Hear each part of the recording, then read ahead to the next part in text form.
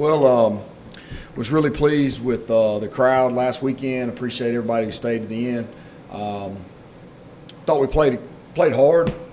Too many mistakes. Got a 10-point lead early in the ball game. Had a little momentum. Gave up a pass defensively. The good play by them. And those things happen in college football. But what you got to be able to do is keep playing, and then we turn around and it seems like a recurring theme. We make another mistake right behind it, and they get the momentum. I felt like we fought back. We moved the ball pretty well. We just didn't score, and that's been a recurring theme so far this season. But hey, I'm really proud of our guys' attitudes. I'm proud of the fact that they're still wanting to come and fight and come to the building, and we're going to put a good plan together. And I like our opportunity this week. We're playing against a great football team, a team that played for a national title a year ago, 11th ranked and deservedly so. Coach Shinnick's done a tremendous job with West Florida, and they're definitely a program that's on the rise. And we're a program right now that's 0-4. We're not used to that. Hey, tough times don't last. Tough people do, and that's what I've always said. That's what my dad always said. We just keep fighting and keep scratching, and we are getting better. We are making strides. People can. There's plenty of factors that go into something like this, but I'm excited about this opportunity. I'm excited about practice this afternoon. I'm excited every time we get on the practice field and get a chance to get better, and that's all we can do right now. Tough ball game. At least it's at home. Hope everybody will come out. I just cannot tell you how much I appreciate our fans, how much support they stay with us. I mean, I think we've got the best fans in the world. They're very knowledgeable. They're disappointed. We're all disappointed. But, hey, we're all in this together, and let's got to come back and play. Nobody feels sorry for us, I can promise you. Of course, Saturday y'all had quite a few chances inside the 10 to score after the game, and since then, what's been the biggest thing that you've gone over with your team about that? Well, I think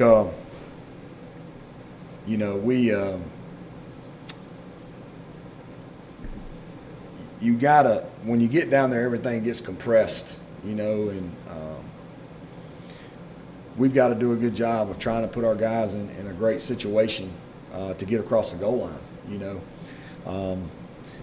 It's just, the other night we're down, I think, 33-20,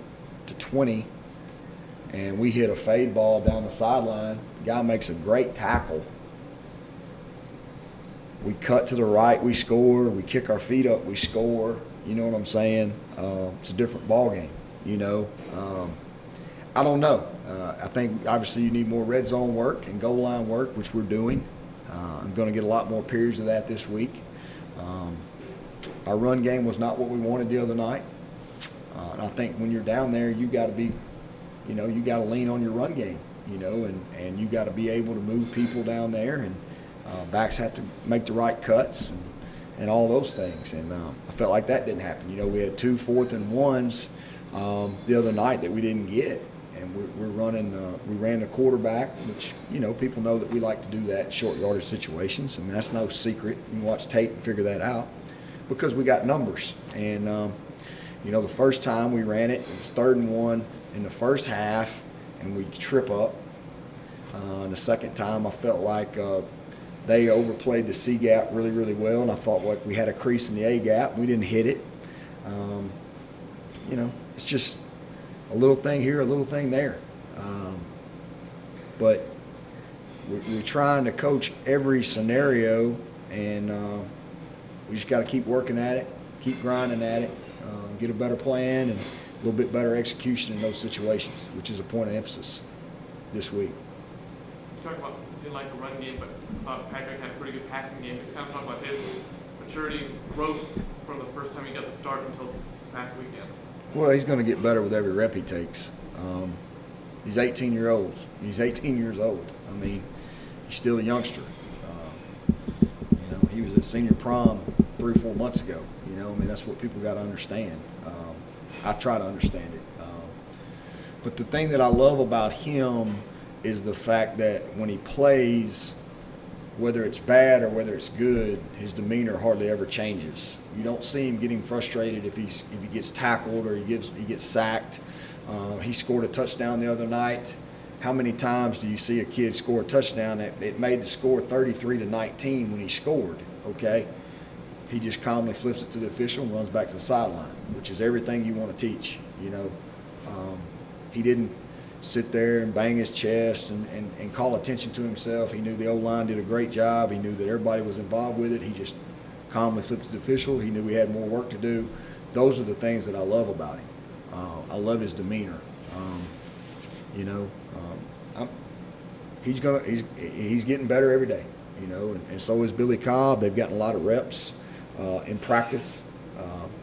That's the one thing that's positive with Brett being out, is the fact that these two guys have gotten a lot more reps than usual, and that's going to help us down the line, no doubt about it. It's going to make our program better. So you got to look at all those things. It's a great question. Coach, how big is Darren Gardenhire been for the defense? He's a really good player. And I'm proud of him. He's bought in. I mean, he wants to win a football game. I mean, they all do. And that's what I told everybody after the game the other night. I said, my focus is to try to do everything in my power and continue to coach hard, and our coaching staff to try to help our senior class, who I think is a good senior class that have done some really good things in their time here at Delta State, you know, get a win, and then hopefully that's the first of many. But we got to get the first one. And, you know, it's easy to pile on us right now, and it's easy to do all those things, and we own it. We have not played like the way we want to on the field. We've played well in spurts, but we haven't. Too many mistakes, too many penalties. I've got to do a better job preparing them at the end of the day, and I don't shy away from that. You know, I'm fine with that. That's part of the game. You know, but nobody's panicking in our facility. We're all holding the rope. We're all trying to hold the line together.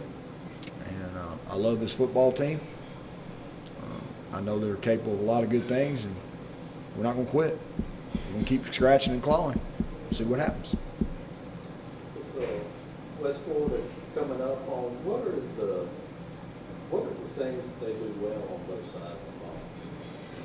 Well, I mean, they score a lot of points. They're very good defensively. They cover really well. They can get pressure on you because they're a 3-down front like us. They always bring something that you've never seen. They do a really good job of, seems like it's a blitz each week that you've never seen, and usually hits home. They're very good in the special teams. They can throw and catch. They just know how to win. I mean, you go play for a national championship, it's a pretty big deal. You know, we've been lucky. We were lucky to beat them a year ago. We were lucky to beat them 2 years before that. So it's always been a good football game when we played. We hope it's another good football game on Saturday night. But they can score points in bunches. They've got weapons. They've got a backup quarterback who transferred from the University of Georgia, who is a great player as well. Starting quarterback's a great player. They got length at receiver. Coach Shinnick's just done a really good job of recruiting and getting those guys to play his style of football, and I think he does a tremendous job. They play with a lot of confidence. They can go on the road and beat you. They'll beat you at home, and they're a good team. I know you have been had an issue with Austin turnovers this season, so is that like an issue going forward? Yeah, we'd rather not turn the ball over. You know, I mean, you work ball security drills. You preach it every day. You show it on tape. You know, and sometimes it gets down to effort. Guys are trying to make a big play, and you know, 2 weeks in a row we're trying to make a bigger play, and you see it everywhere. I mean, I watched the Oregon-Stanford game late the other night. You know, kids trying to fight for extra yardage, fumbles the ball, Stanford beats them in overtime. You know, it happens every Saturday across the country. Trying to get it corrected, no doubt about it. Trying to get it corrected. If you could wave a magic wand and say, "Not turn it over," you know, all you can do is keep working ball security, keep talking about the points of pressure, understand that the ball is the most important thing in your football program. It's all about the ball. That's what you got to do. But yeah, we want to get it fixed. We don't, guys. We're not enjoying this. In case anybody didn't know, this is not fun. It's been hell, just to be honest with you. We haven't slept much. I work until midnight trying to get things fixed. Comes a point in time when you got to get in those situations, and you can simulate it as much as you want in practice. It's a game situation, and we got to get it fixed, and we got to play better on Saturday night.